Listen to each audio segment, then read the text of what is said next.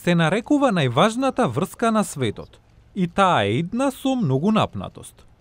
Како што се приближуваат изборите во САД, односите меѓу САД и Кина би можеле да станат уште понапнати. За да видите како изгледа од Кина, гласот на Америка отиде во Пекинг.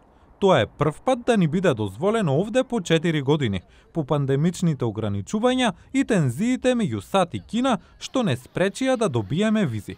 Ги прашавме жителите на Пекинг што мислат за Џо Бајден и Доналд Трамп.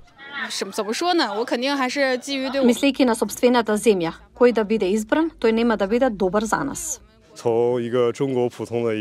Зборувајќи како студент од Кина, повеќе го сакам Трамп. И покрај тоа што тој може прилично да претерува, тоа го прави за доброто на својата држава.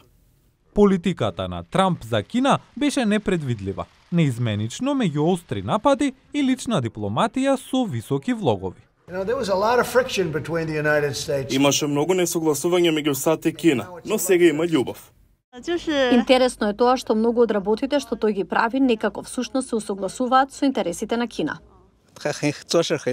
Тоа е само директен и понекогаш ги прави работите на начин што се чини дека објективно и помага на Кина.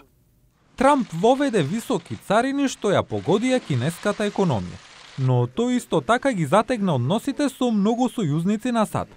Се повлекуваше или критикуваше многу групи во срцето на глобалниот поредок предводен од САД. Бајден во меѓувреме ги зајакна сојузите на САД, особено во Азија, што го загрижува Пекинг.